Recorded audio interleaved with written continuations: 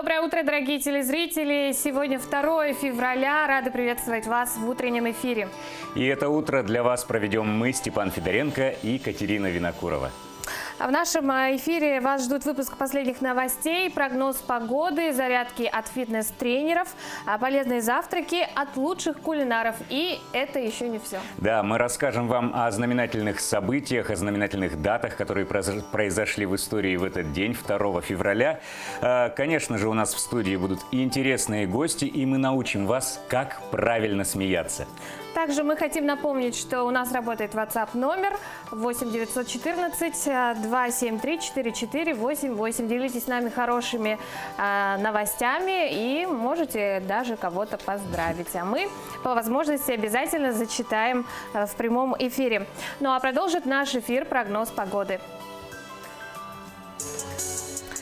Итак, сегодня в центральных районах в 6 часов утра температура воздуха составила минус 46, минус 48 градусов. В Заречной группе минус 43, минус 52 градуса. В Южных минус 36, минус 37. В Вилюйской группе минус 39, минус 45. В Нижнеленских минус 51, 52 градуса. В западных районах минус 36, минус 40. В Колыме-Индигирской минус 13 до минус 44 градусов. В Янских минус 33, 54. На северо-западе минус 30, минус 42 градуса. В 6 часов утра температура воздуха в городе Якутске составила минус 44 градуса. Слабый снег ожидается днем. Ветер западный 1,5 метров в секунду. Днем температура воздуха составит минус 35, минус 37 градусов. Также актированный день сегодня объявлен для учащихся с 1 по 5 классы в городе Якутске. Ну а с самыми интересными новостями и событиями нас познакомит Василий Радченко. Василий, доброе утро. Доброе утро, коллеги, доброе утро, Якутия. И переходим к главным событиям.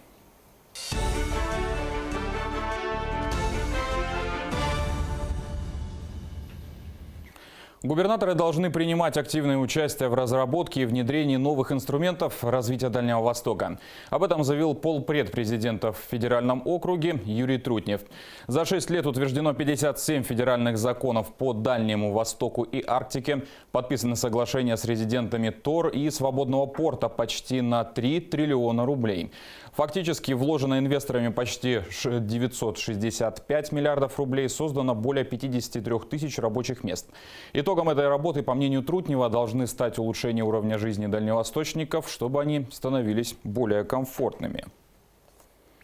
Крупным проектам в Арктике окажут поддержку на 214 миллиардов рублей по линии правительства России. Премьер-министр Михаил Мишустин пояснил, что бизнес сможет рассчитывать на государственные субсидии при создании инфраструктуры, необходимой для открытия новых производств на северных территориях. Кабмин поддержит в том числе проекты по созданию горно-металлургического комбината и морского терминала по перевалке минеральных удобрений в Мурманской области, а также горнодобывающие предприятия на архипелаге Новая Земля и каменноугольном месторождении на Таймыре. Упростить процедуру признания дома аварийным предложили в Минстрое России. Соответствующую госуслугу переведут в электронный вид. Документ предусматривает, что региональные власти либо будут оформлять акт и заключение межведомственной комиссии, либо специализированной организации по результатам проведенного обследования. После этих действий начнется формироваться электронный реестр указанных документов. Включат в реестр и распоряжение органа исполнительной власти, принятое на основании заключения межведомственной комиссии. Документы по запросу будут предоставляться заявителю в электронном виде или же на бумажном носителе. Судьба аварийного здания одной из центральных школ столицы номер 1 наконец-то приобрела финальные очертания. В ней прошло рабочее совещание с педагогическим и родительскими коллективами. Так, комиссия пришла к выводу, что укрепительно-восстановительные работы в старом здании проводить нецелесообразно. Тем самым на месте снесенного здания, которому, к слову, в этом году исполняется без малого 80 лет, будет построено новое. По предварительным расчетам, на 180 мест и с выкупом рядом стоящих стоящего бывшего здания кафе для организации еще дополнительных мест для обучения детей. Евгений Григорьев отметил, что количество учеников в 2022 году уже перевалит за 50 тысяч, поэтому вопрос строительства школы в центральной части Якутска должен рассматриваться. Вместе с тем открытым остается вопрос по дополнительному зданию для оставшейся половины учеников, а также поиску временного здания, пока новая школа будет строиться. Из замечаний экспертов мы сегодня делаем вывод, что целесообразность проведения укрепительно-восстановительных работ отсутствует. Зданию сегодня 80 лет, оно 41 года постройки, и имеет смысл построить на его месте новое здание. Плюс мы рассмотрели возможность строительства здания над Талым озером и возможности переноса объектов дополнительного образования в здание Ниагары, которое есть сегодня в муниципальной собственности. То есть мы ищем возможные варианты выхода из ситуации. Вопрос должен быть решен. Минпросвещения России утвердил новый порядок приема в учебные заведения общего, основного общего и среднего общего образования. Так, подача заявлений от родителей для записи ребенка в первый класс начнется с 1 апреля. Это в первую очередь коснется детей, которые живут на закрепленной за школой территории, а также тех, кто имеет преимущество при зачислении. Такое право, напомним, имеют дети военнослужащих, сотрудников полиции, Росгвардии, а также дети, чьи старшие братья и сестры учатся в данной школе. Сократились и сроки зачисления ребенка в школу до 3 рабочих дней вместо 7 после завершения приема всех заявлений. Напомним, в этом году 53 столичные школы планируют принять в свои ряды 5500 первоклассников. Кинокомпания «Арт-да-Эду» снимет фильм о Карине Чикитовой, которая провела 12 дней в якутской тайге. Первый тизер уже готов. Сюжет фильма основан на реальных событиях. Это история выживания Карины, которая на момент событий еще не исполнилось 4 лет. На роль главной героини кинокомпания приглашает девочку 3-4 лет. Напомним, Карина пропала из села Алом Алекминского района 29 июля 2014 года. Когда девочка исчезла, ее хватились не сразу. Решили, что она ушла с папой, который жил отдельно в соседнем селе. И только на 3-е сутки выяснилось, что отец ее не забирал. Девочка скиталась по дикой Алекминской тайге 11 дней. И лишь на 12-е сутки ее нашли в лесу возле реки Бирюк. С ней была собака Найда, которая спала рядом с девочкой и не давала замерзнуть. Ну а к этой минуте у меня пока все. Передаю слово коллегам.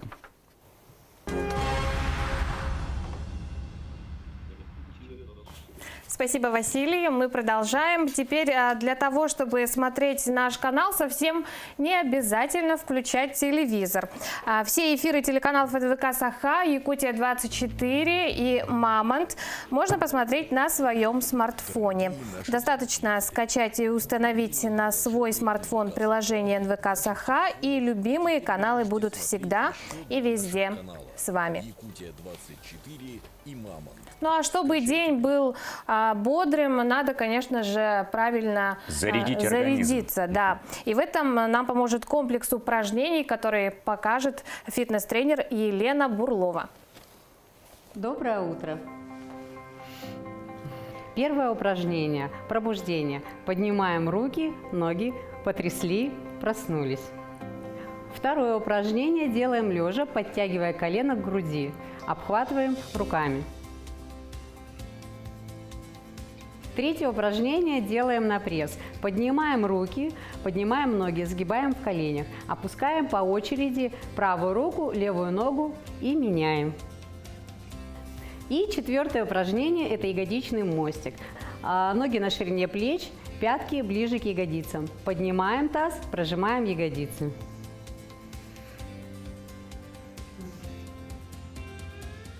Комплекс упражнений подтягивания.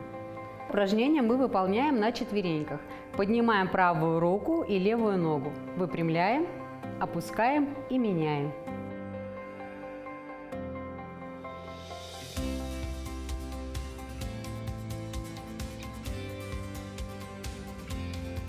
Второе упражнение – кошечка. Руки прямые, в локтях мы их не сгибаем. На выдохе закругляем спину, голову под себя. На вдохе поднимаем голову наверх и максимальный прогиб в пояснице.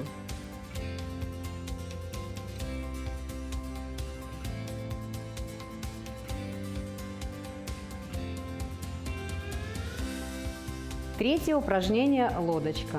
Мы поднимаем корпус, руки прямые, заводим назад за спину, делаем выдох. И плавно опускаемся вниз, делаем вдох.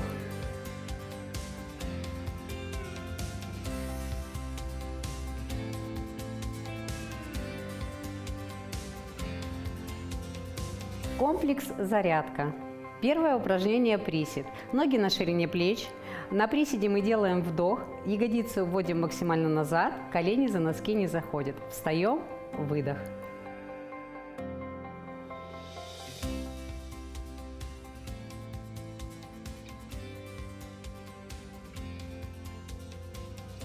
Второе упражнение – наклоны вперед. Руки за голову. Во время наклона стараемся локти не сводить.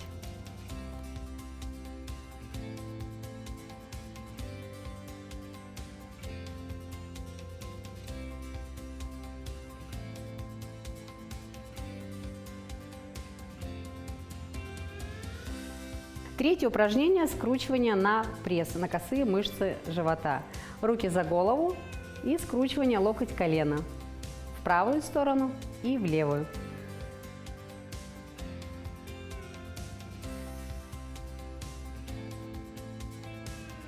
Хорошего дня и отличного настроения! Что ж, зарядились, проснулись. Степа, боишься ли ты лечить зубы? Ты знаешь, да, Кать, боюсь, эта фобия осталась с детства. Хотя во взрослой жизни я лечил несколько раз, всего, по-моему, 2 раза был у стоматолога, и несмотря на новое там оборудование, новые какие-то там анестезию, все равно вот фобия осталась, вжимаешься в кресло просто. Я тоже вот с детства боюсь, но к нашей великой радости якутские ученые разработали методику и способы сделать поход к стоматологу максимально комфортным и безболезненным. Якутские ученые-медики внедряют новые разработки, облегчающие труд врачей. Так, новые способы местной анестезии в области стоматологии повышают безопасность и эффективность обезболивания. Наш сегодняшний гость – это кандидат медицинских наук, доцент Северо-Восточного федерального университета Александр Чахов, автор 12 патентов и 50 научных работ. Представляешь? Александр Александрович, здравствуйте. Здравствуйте, доброе утро. Вот все эти 12 изобретений, они внедрены в практику, да? И как они где применяются? Да, конечно, они внедрены. Их используют врачи-стоматологи, и мы ознакомливаем студентов, слушателей, врачей на курсах повышения квалификации, да, и издан методическая рекомендация, и поэтому проводится работа по внедрению, да, еще в дальнейшем, я думаю, будет еще широкое использование. Не только у нас в республике, но и за пределами. Это надеемся. Расскажите, как к вам приходят идеи для ваших изобретений? Да, поскольку я занимаюсь преподаванием, да, студентов-стоматологов, приходится по своей работе углублять свои знания по местной анестезии. И вот приходится так, что изучая, мы вникаем все глубже, да, изучаем какие-то вопросы. И как раз в это время в процессе работы появляются такие идеи по упрощению методики, да, для того, чтобы повысить эффективность анестезии. А что вот важно для вас как ученого в вашей работе? В нашей работе самое главное – это, наверное, здоровье наших пациентов, когда они остаются довольными результатами нашей работы. А скажите, сколько времени проходит с момента изобретения, с момента, может быть, даже идеи до внедрения этой идеи? Да, если вот смотреть прошлые годы, было очень сложно, потому что мы начали как-то внедрять, ввели работы по патентованию наших изобретений, да, и самостоятельно, конечно, делать это было очень сложно. Но благодаря Северо-Восточному университету, да, когда вот открыли отдел патентования, есть там центр интеллектуальной собственности, да, И хотелось бы выразить слова благодарности директору Винокурову Афанасию Афанасьевичу, да, за помощь. Да. И вот, например, в течение нескольких лет мы смогли получить благодаря вот этой структуре, да, 12 патентов. При поддержке, да? Да. Ага, несомненно. Александр Александрович, но развитие технологий, широкое применение научных технологий, они как-то сказываются на состоянии зубов? Да, конечно, сказывается. Вот появляются в стоматологии новые материалы, новые методики лечения, новые технологии, оборудование, да, которые используются в диагностике, в лечении стоматологических заболеваний. И, конечно, они повышают качество лечения. И поэтому здорово вот то, что наука идет впереди, да, предлагаются такие методы, да, диагностики и лечения современные. И нам помогают в стоматологической практике. А от каких факторов это еще зависит? Ну, факторов очень много. Мы знаем, что, скажем так, кариес, да, очень часто встречается. Почти у каждого есть там запломбированный зуб, удаленный зуб. И все это зависит от гигиены, да, от того, как он обучен правильно ли чистить зубы, как он относится к своему здоровью, насколько часто обращаются к стоматологам. Бывает, люди приходят только тогда, когда помочь уже невозможно, да, и приходится как-то там радикально уже подходить там, по восстановлению улыбки, да, это уже большая работа. Конечно, но все возможно. Да, конечно, можно. На сегодняшний день все возможно. Скажите, а студенты как-то дают вам какие-то идеи для ваших изобретений? Может быть, какое-то совместное у вас происходит творчество? Да, конечно. Надо сказать, что это коллективная работа. Один, как говорится, в поле не воин. И мы всей кафедрой, да, вот там есть сотрудники, ортопеды, терапевты, хирурги, да, есть профессора, доценты, есть студенты, ординаторы, да, и мы все как бы включились в эту работу, да. Ну и вот также вот спасибо кафедре анатомии, которая нам предоставляет различные материалы по изучению, да, скелетов, нижней челюсти для измерения, да, и на основании вот краниометрических исследований были именно вот как бы внедрены, да, изобретены наши идеи, ну, скажем так, материализованы, да. Ну и посоветуйте, как все-таки уберечь, как сохранить здоровые зубы, Да, несмотря на все состояние это зубов. развитие технологий, все равно страшно к стоматологу ходить. Ну, есть очень простой как совет, да.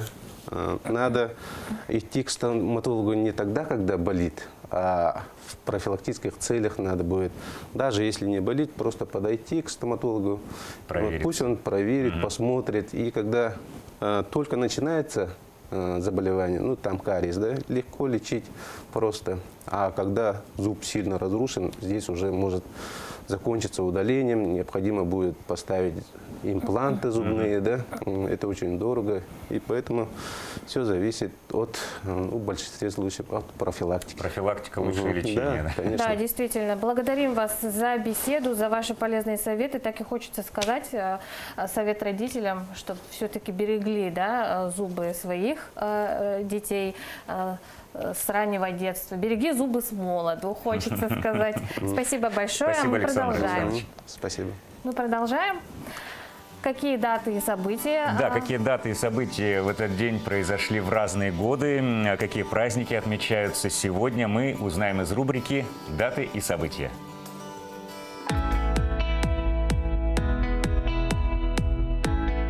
Сегодня празднуют день разгрома советскими войсками немецко-фашистских войск в Сталинградской битве.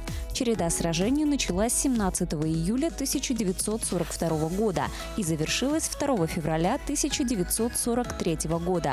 Битва стала одним из важнейших событий Второй мировой войны. 2 февраля отмечают Всемирный день водно-болотных угодий.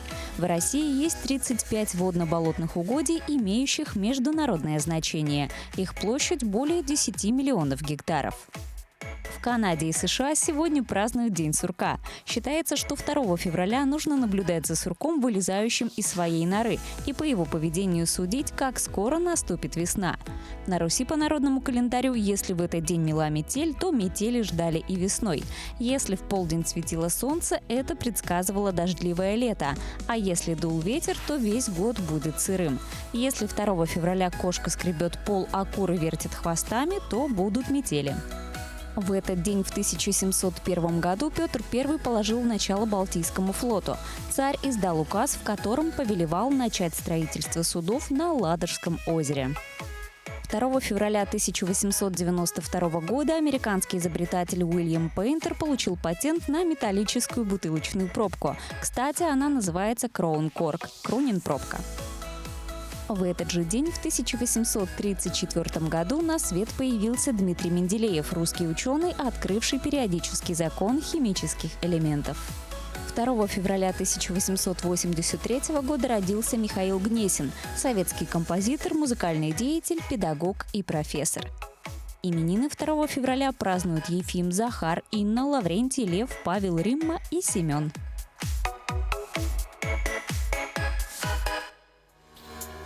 Мы продолжаем. В современном мире невозможно жить без банковских услуг. А как правильно выбрать финансовую организацию и не потерять свои сбережения, узнаем в следующем сюжете. Как выбрать банк? Каждый современный человек регулярно сталкивается с выбором банка. И все слышали страшные истории об их неожиданном банкротстве. Какому же из сотен банков можно доверять? Прямо сейчас мы научим вас, как свести риск потери денег к минимуму всего за 4 простых шага. Итак, для правильного выбора банка нужно проанализировать СМИ. Если о том или ином банке преобладают негативные отзывы в интернете или прессе, это должно вас насторожить. И будьте особенно осторожны, если банк ведет агрессивную рекламную кампанию. Убедиться, что банк входит в систему страхования вкладов. Если у него по какой-либо причине отзовут лицензию, агентство по страхованию вкладов вернет вам вклад в размере до 1 миллиона 400 тысяч рублей. Имейте в виду, что лучше всего не вкладывать в один и тот же банк суммы свыше 1 миллиона 400 тысяч рублей, если хотите наверняка вернуть свои деньги при наступлении страхового случая. Уточнить условия по процентной ставке и сравнить с рыночными. Слишком высокая процентная ставка может означать, что банк просто заманивает клиентов. Часто банки повышают ставку перед потенциальной аннуляцией лицензии. Это называют «включить пылесос». Ставка намного выше рыночной – это явный обман, ведь банк не может работать себе в убыток. Проверить наличие необходимых документов. При заключении договора вам должны выдать приходный кассовый ордер, подтверждающий, что ваши деньги были приняты банком, доверенность, подтверждающая полномочия сотрудника заключать договор от имени банка, выписку со счета с балансом средств. Все документы должны быть в бумажном виде, с печатями и подписями. Если банк отказывается выдавать их, сообщите об этом на горячую линию ЦБ 8 800 250 40 72 или в интернет-приемную ЦБ www.cbr.ru/ireception. Выбирайте правильно. Всем доброе утро. Модный дом «Шанель» вдохновлялся идеями презентации для своей новой коллекции противовирусными мероприятиями. Что из этого вышло, увидим в следующем сюжете. Не часто увидишь показ мод исключительно в оттенках серого. Но коронавирусная зима 2021 года другой гаммы цветов и не предполагает. Возможно, именно этим руководствовался дом «Шанель», разрабатывая детали презентации своей новой коллекции от кутюр на весну-лето. Другое объяснение столь необычного для индустрии перформанса – фигура режиссера. Антон Корбейн и черно-белая гамма для многих уже синонимы. Но даже серый период, который переживает мир сейчас, не может быть вечным. Цвет возвращается. Возвращается, чтобы окунуть нас в атмосферу семейного торжества, свадьбы, где-то на юге Франции. По крайней мере, именно такие ассоциации у уставших от карантина зрителей хотела вызвать Виржини Виар, преемница самого Карла Лагерфельда и автор новой коллекции «Шанель». Ну а раз торжество семейное, то каждый на этом подиуме должен найти что-то для себя. Тут модели, которые подойдут и подружкам невесты, и ее маме, и младшей сестре. В конце концов, кутюр уже давно не только для подиума. Строгие черно-белые наряды соседствуют с образами пастельных весенних цветов. Рядом с фирменными твидами и почти по-мужски строгими пиджаками – бантики, оборки и юбки из органзы. За представлением наблюдали лишь послы Шанель – Лили Роуз Депп, Ванесса Паради, Пенелопа Круз и Марион Котийяр. Остальные довольствовались онлайн-трансляцией. Но воссоединение с близкими после пандемии все равно состоится, уверена автор коллекции Virginie Viard.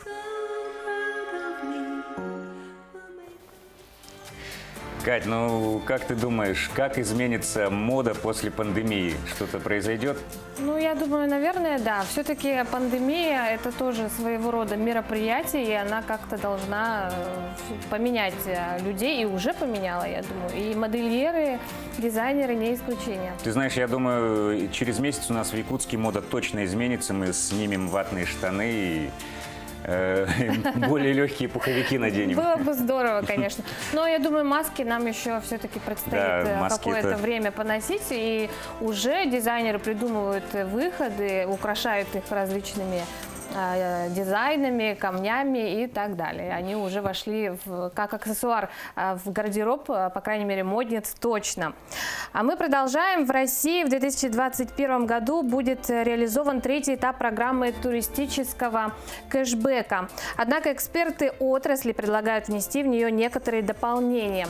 Подробнее в экономическом обзоре об этом расскажет Иван Лазаренко.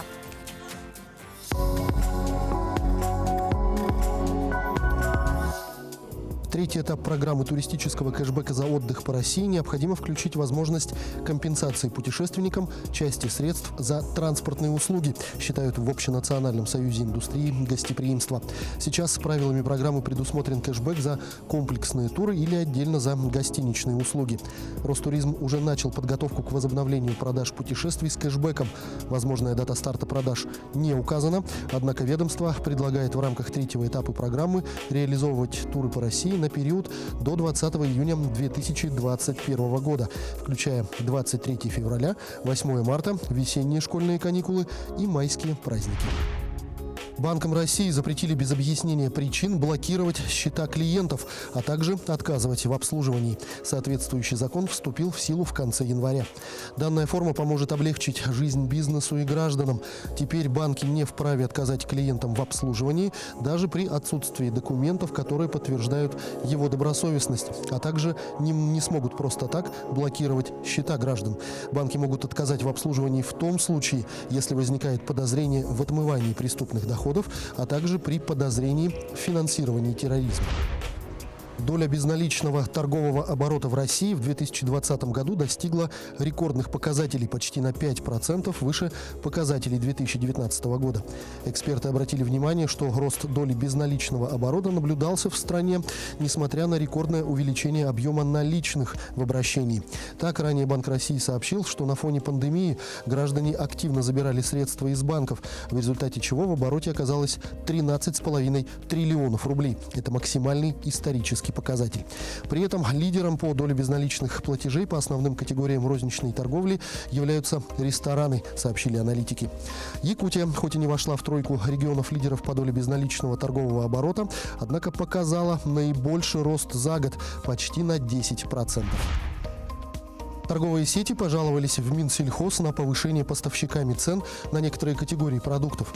Чиновники, в свою очередь, убеждают поставщиков не поднимать отпускные цены на продукты. По некоторым данным, повысилась стоимость чая, кофе, мяса, рыбы, кондитерских и хлебобулочных изделий, а также яиц и круп.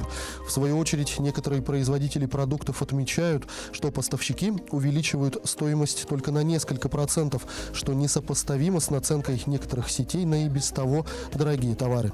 Эксперты отмечают, что стремление сдержать отпускные цены может привести к тому, что поставщики сократят производство либо исключат более дешевые и менее доходные продукты из своего ассортимента.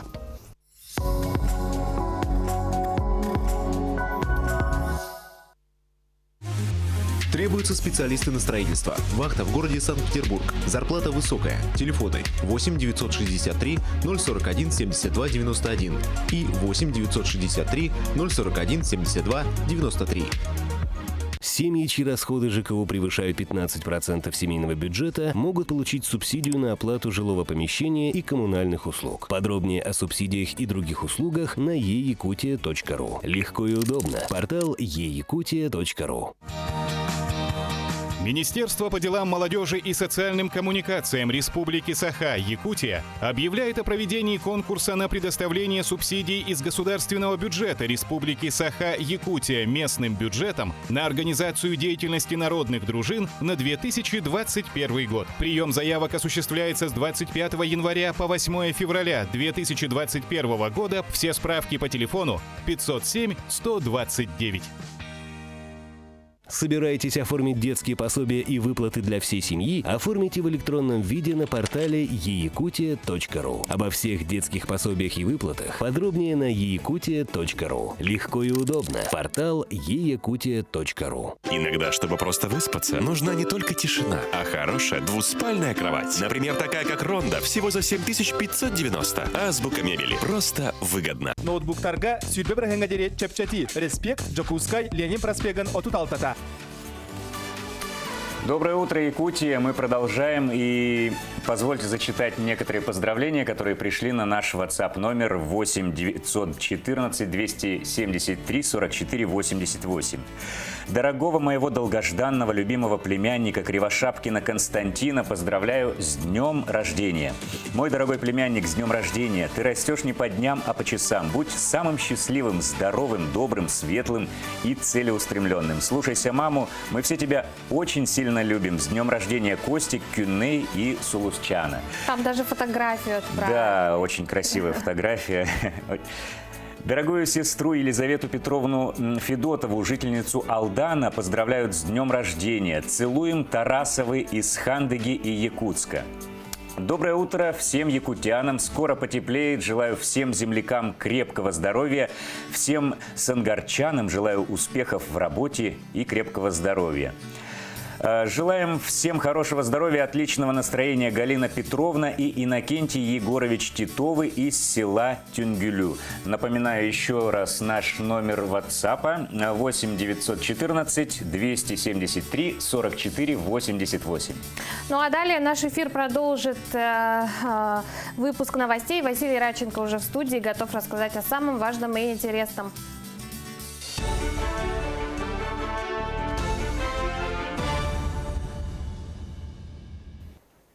Россия продлила приостановку авиасообщения с Великобританией. Она будет действовать до 16 февраля. Напомним, авиасообщение с Великобританией было приостановлено с 22 декабря из-за выявленного в стране нового штамма SARS-CoV-2, который на 70% заразнее предыдущего. 28 января глава Роспотребнадзора Анна Попова сообщила, что служба пока не фиксирует распространение британской мутации вируса в России.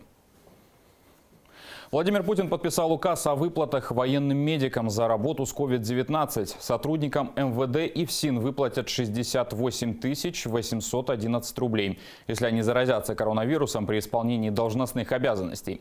В документе говорится, что деньги получат врачи и медперсонал, которые оказывают помощь пациентам с ковидом или подозрением на него, а также перевозят таких граждан к месту оказания им медицинской помощи. Всего 636 выездных рейдов соблюдения санитарно-гигиенических правил провели с 25 по 31 января в республике на предприятиях торговли, общепита и в учреждениях культуры. Проверки прошли в Якутске, Валданском, Булунском, Верхневилюйском, Вилюйском, Кобяйском, Мирнинском, Аймиконском, Алекминском, Среднеколымском, Татинском, Усть-Алданском, Усть-Майском и Хангаласском районах. В результате составили 32 акта комиссионного осмотра и 4 определения. В суд направили 48 административных дел. Кроме того, провели 305 профилактических бесед. МВД утвердило использование индикаторов риска при проверке операторов техосмотра.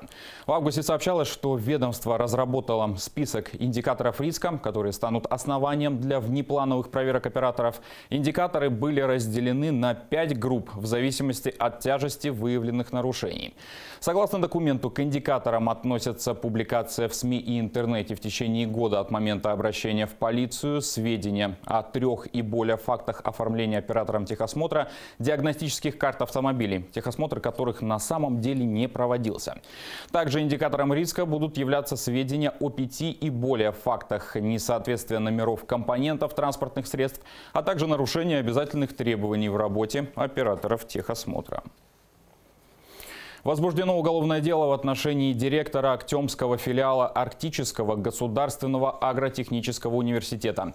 Согласно материалам дела, в период 2019-2020 годов директор незаконно получил из федерального бюджета более 14 миллионов рублей для обучения 31 студента, которые фактически никогда не обучались и не находились в институте, однако числились в списках. Избрана мера пресечения в виде заключения под стражу. Следственные мероприятия по уголовным делам продолжаются. Ход их расследования находится на контроле прокуратуры республики. Указанное дело возбуждено в рамках расследования другого дела, возбужденного ранее по материалам прокурорской проверки в отношении ректора Арктического государственного агротехнологического университета о незаконном получении более 250 миллионов рублей для обучения 136 несуществующих студентов на бюджетной основе. На сегодня по этим делам проходят 4 фигуранта, 2 из которых заключены под стражу, 1 под домашним арестом и 1 под подпиской о невыезде. Следственные мероприятия по уголовным делам продолжаются, и ход находится на постоянном контроле прокуратуры республики. В Якутии рассмотрят вопрос о повышении заполняемости театров и кинотеатров. Глава Якутии Айсен Николаев даст оценку предложению о повышении процента заполняемости с 50 до 70%. Об этом сообщил министр культуры и духовного развития региона Юрий Куприянов. Рассмотрение назначено на 15 февраля. В принятии решения будут учитываться как текущая эпидобстановка, так и активная вакцинация населения.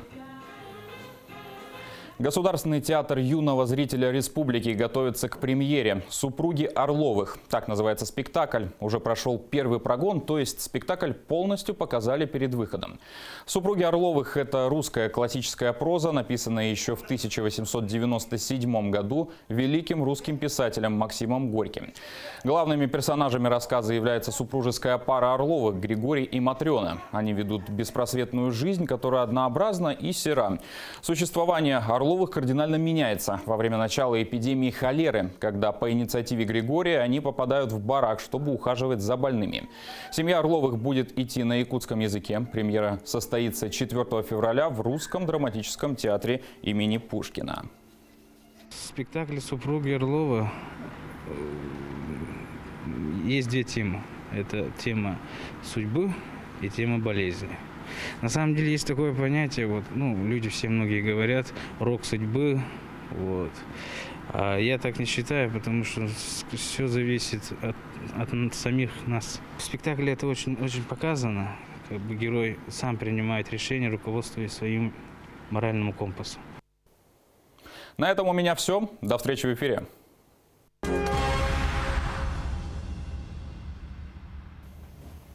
Спасибо коллегам. И мы продолжаем. Якутские морозы почти ежегодно становятся объектом внимания для иностранцев. Так, на днях наш регион посетила съемочная группа испанского государственного телеканала ТВ3. Что попало в объективы иностранцев и почему их так тянет в наш регион, узнавал об этом Дмитрий Тымыров. Съемочная команда испанского телеканала ТВ3 состоит из 2 человек. Это корреспондент Манель Альяс и видеооператор Илья Дробышев. На вопрос, почему именно Якутия, коллеги по цеху отвечают так. Во-первых, это очень суровый климат. Это очень непросто, и это не представляет никакой москвич. И житель Южной России совершенно не представляет, как здесь непросто живется и насколько надо, наверное, быть и обладать характером и умением выживать в тяжелых условиях. И поэтому только идея думать о минус 40, минус 30, минус 50 для нас невероятно. И поэтому на первом я хотел знать, что это, какое ощущение. и сделать репортаж об этом. Но тоже для нашей компании и для нас очень главная тематика о потеплении Земли и потеплении климата. Ведь действительно о глобальном потеплении Земли сегодня говорят везде. Так, в 2019 году в «Нью-Йорк Таймс» вышла целая полоса, посвященная теме глобального потепления климата. А годом позже на телеканале BBC вышел репортаж об этом. А вот почему жителей Испании волнует эта тема. У нас много городов очень близко из моря. Если море, когда здесь лед тает, это значит, что там море будет выше. И много городов просто может уже нет. Это города, которые на первой линии от моря. Тоже у нас регионы, например, юг Испании, где постоянно очень жарко. Если это будет как 3 или 4 градусов больше, это будет менять много вещей. Агрикультура и так далее, и так далее. Мы думаем, что в тех местах, где более холодно, более видно это проблема, чем место, где уже погода нормальна, как, например, в Барселоне. Манель и Илья в эти дни побывали на полюсе холода в Эймеконе. Эту поездку уже я планировал, потому что я уже здесь бывал, у меня есть знакомые, друзья, и на полпути мы остановились переночевать, к счастью, в теплом ключе.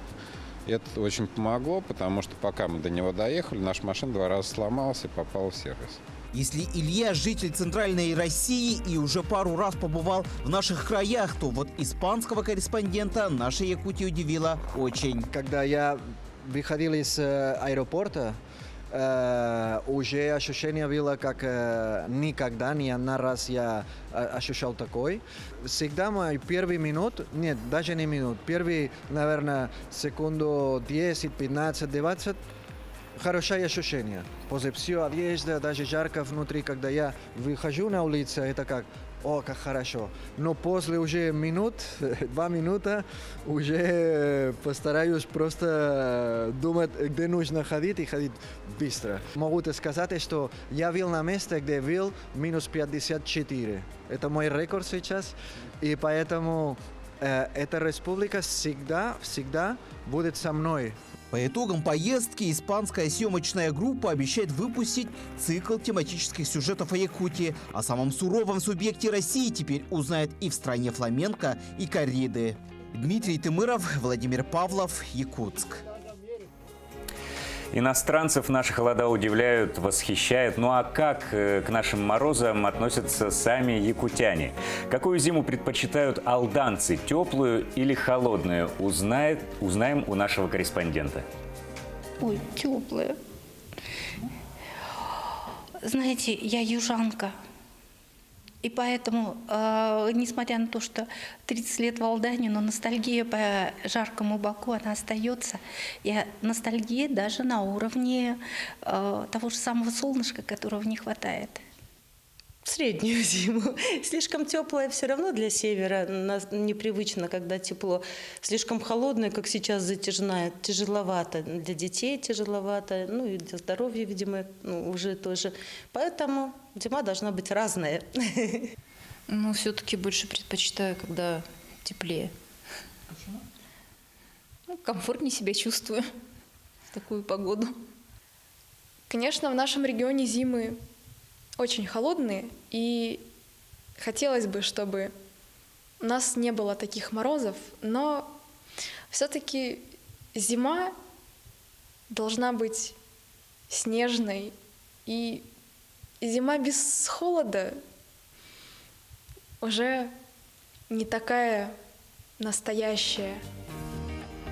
Доброе утро. Из Якутии до Лондона на лошадях. Именно такой путь проложен отчаянными путешественниками, якутянином Дугуйданом Винокуровым и британцем Никитой Греци. Да, экстремальный маршрут на лошадях стартует из Аймеконского района. Дугуйдан Винокуров сегодня гость нашей студии. Доброе утро. Доброе утро. Доброе утро. Ну, когда же стартует это невероятное путешествие? Расскажите нам. Пока неизвестно. Вот ждем Никиту, когда вот Британию откроют, вот, когда Никита приедет, вот тогда начнем. Сразу. Когда откроют Британию. То есть все-таки эпидситуация вот с COVID-19 вот как раз-таки мешает, да, получается? Мешает. Дугуйдан, Никита проходил подготовку в Миконе, да, на твой взгляд, он готов к путешествию, да, приобрел ли он навыки, необходимые для такой поездки? Да, мы с Никитой еще в осени, тоже подготовка у нас была, там тоже подготовились. Да, он готов. Он, как сказать, упрямый, как сказать, ну такой человек, который хочет сделать, делает, удивляет меня. Вот так. А вы насколько готовы? Вы готовы путешествовать по Европе? Я готов, я от поездки, у меня самое главное, я боюсь холода. Боитесь? Ну, если начнется в феврале, то в Миконе будет самый холодный месяц. Ага. Я боюсь холода. Поэтому надеетесь, что Великобритания до этого времени не откроется? Нет, я надеюсь наоборот, чтобы открыли, чтобы скорее начать, потому что хотим максимальный минус проехать на лошадях. С нами прямо сейчас должен подключиться как раз-таки второй участник, да, тот самый Никита Грец из Великобритании, из Лондона. Никита, вы нас слышите? Здравствуйте. Здравствуйте.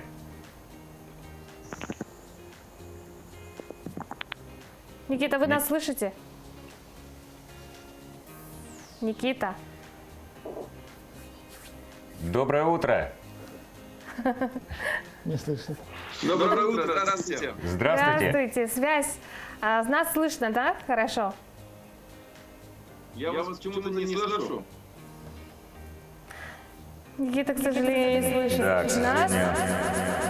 Никита, еще раз попробуем. Раз.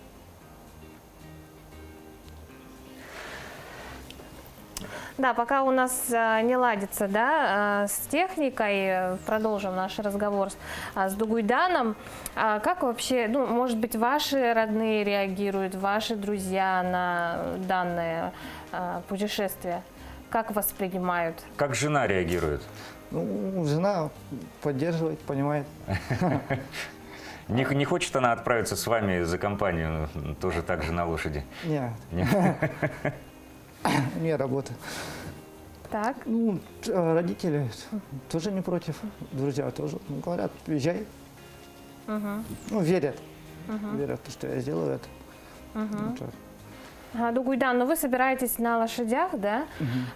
Вот предусмотрели какой-то план, может быть, обращение к ветеринарам? Какие еще могут быть возникнуть ведь в проблемы? таком длительном путешествии много проблем может возникнуть. Да, такие проблемы могут быть, но мы едем не на время, а именно, как сказать, чтобы лошадь доехала. Стартанул один лошадь и доехал до Лондона. Поэтому у нас планируется 2 года езды. Вот. В то время, ветеринаров будем, наверное, где населенные пункты, там уже будем проверять лошадей постоянно. Вот так, мы вот как раз видим на экране, да, кадры. А каким составом, сколько лошадей? 4 лошади, 2 всадника. То есть я и Никита, и 4 лошади. 4. Почему 4? 2 это запасные? Да, 2 это как запасные и грузовые. Будем менять. И сколько вещей, что планируете взять с собой в конце концов? Самое необходимое там палатки, печку, продукты. По территории Якутии нас должен сопроводить Макаров Егор Петрович. Большое спасибо ему за это. Но он самый большой нас поддерживает Егор Петрович. Вот. А по территории России где будет пролегать маршрут? Вдоль федеральной трассы? Нет, у нас маршрут от Семикона до Якутска, потом по Вилюйским улусам и до Ленского. Потом с Ленского в Иркутск, потом на Горный Алтай, потом уже Центральная Россия будет. У нас, давайте еще раз попробуем подключиться с Великобританией. Никита, Никита, здравствуйте. Слышите ли вы нас сейчас? Доброе утро. Доброе утро, Никита. Ну, насколько вы готовы к длительному путешествию, когда намерены приехать в Якутию? Физически и психологически я полностью готов. Конечно, сейчас ситуация с коронавирусом нам сильно мешает.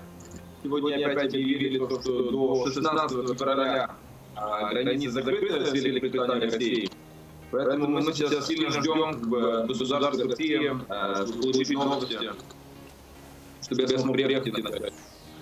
Никита, а о чем вы рассказываете о нашей республике в Лондоне и интересуются ли о Якутии?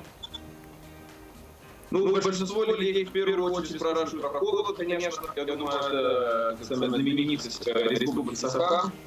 Спрашивают, как можно жить в таких температурах, в таких условиях. Я всегда рассказываю не о холоде, а о добрых людей, которые живут на территории республики, которые меня очень добро принимают и показывают, как жить в таких условиях. Никита, а как восприняли вашу идею отправиться в путешествие родные ваши? Как приняли? А как ваши родные отреагировали на вашу идею отправиться в путешествие? Ну, путешествие все поддерживают. Я думаю, что это все-таки мировой проект, скажем так. Много людей интересуются по всему миру. И все, кто включаются, они думают очень позитивно, все верят в это, и это самое главное. Никита, спасибо вам огромное за подключение. Желаем вам удачи в вашей затее. Ждем вас в Якутии, да, Дугуйдан, и вам удачи, пусть все чтобы будет, все получилось. Да, по плану. Хорошо, спасибо. Спасибо вам большое. Не до Лондона, но на якутской лошади бездорожье Якутии преодолела еще одна подданная Туманного Альбиона, Кэт Марсден. Правда, это было еще в 19 веке. По подвигу мисс Марсден посвящено уникальное издание, хранящееся в Национальной библиотеке нашей республики. Об этом более подробно в рубрике «Книжная полка».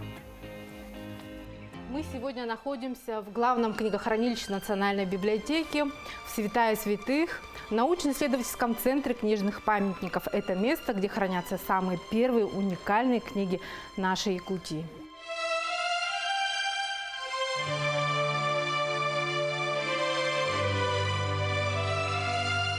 Сегодня мы расскажем вам о замечательном человеке, английской сестре милосердия Кэт Марсден. Эта книга уникальна тем, что является одним из основных источников об этом человеке. Путешествие мисс Марсден в Якутскую область. Это пример того, как английская сестра милосердия, поставив перед собой целью, миссию спасти людей на земле больных проказой, по ряду причин приезжает сюда, в Якутию, желая узнать секрет лечебной травы, которая считалось, что она есть в Якутии, и секрет ее знают здесь и вполне успешно излечиваются. Приехала она в Вилюйский округ и всемирно в России получила поддержку. Вот эта книга интересна тем, что она проиллюстрирована художником, который был с ними в экспедиции. Есть здесь тексты благодарственных писем от проводника до епископа Якутского и Ленского Милетия. И такое же издание хранится в Лондоне 1894 года. Там оно дополнено, конечно, фотографиями уже в преклонном возрасте Кэт Марсден и письмо королевы Виктории и на французском языке письмо Толстого. Эта книга интересна нам тем, что здесь начинается рассказ о детстве Кэт Марсден. Можно узнать всю молодость, юность и все то, что послужило в дальнейшем вот этой самой благородной миссии всей ее жизни, поездки в далекую Якутию. Эту книгу можно прочитать в электронной библиотеке, она находится в открытом доступе. Всем доброе утро! Диетологи говорят, что завтрак – это самый важный прием пищи. Именно завтрак наполняет нас энергией на весь день, помогая сохранять бодрость и работоспособность до обеда. А как сделать завтрак вкусным, да еще и полезным, знает кулинар Наталья Старостина, которая сегодня научит нас готовить израильское блюдо шакшука. Доброе утро! Итак, Что же такое завтрак для нас? Самое главное, завтрак, он должен нести очень много энергии. Мы сегодня приготовим шакшуку. Это очень калорийное блюдо, но из серии правильного питания. Здесь будет очень много овощей, клетчатки и пищевых волокон. Итак, давайте приступим. За основу мы берем вначале пассеровку овощей. Итак, на небольшом количестве растительного масла мы готовим завтрак на 2 человек. Значит, половина репчатого лука. Это израильское блюдо, очень сытное, оно зарядит вас энергией на весь день. Я нарезаю полукольцами. Следующий – сладкий перец. Обязательно при нарезании сладкого перца я советую вам убрать все вот эти вот перепоночки. Итак, тоже также нарезаем тонкой соломкой. И для красоты мы нарежем красного цвета перец. И также нарезаем соломкой. Следующий ингредиент – это томаты. Томаты мы будем резать мелкими кубиками. Итак. Также толщина порядка половины сантиметра. И нарезаем. Итак, параллельно у нас сковорода уже нагрелась. Выкладываем лук и начинаем его пассеровать. Слегка лук у нас стал прозрачным. Добавляем к нему перец и пассеруем дальше. Томаты у нас пойдут в последнюю очередь. Пока пассируются у нас овощи, мы должны будем подготовить еще долечку чеснока. Добавим следующий ингредиент – это томаты.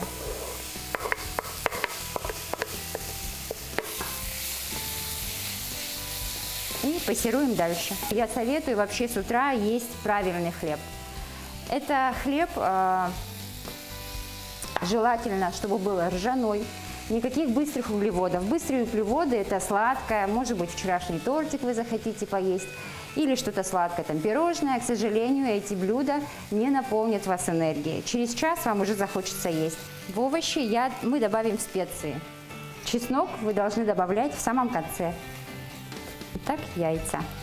Значит, здесь на сковороде мы делаем гнезда. И теперь распускаем яичко. Первое яйцо. Итак, то количество яиц на человека 2 яйца, а там у вас по количеству человек, сколько человек у вас будет завтракать. Не забываем слегка присаливать, совсем чуть-чуть. Нарежем наш хлеб. Итак, шакшука у нас готова. Мы посыпаем ее зеленью обильно. И видим это буйство красок, которое у нас на сковороде. Посмотрите, какая красота, буйство красок. Сегодня на завтрак мы приготовили с вами очень быстро для семьи яичницу в еврейском варианте – это шакшука. Это блюдо очень питательное и ценное, оно зарядит вас энергией на полдня. Приятного вам аппетита и удачного вам дня! Приятного аппетита всем, кто завтракает. На этом наш эфир подходит к концу. Надеюсь, вы зарядились сегодня позитивным настроением. Встретимся с вами завтра утром. Хорошего, продуктивного дня.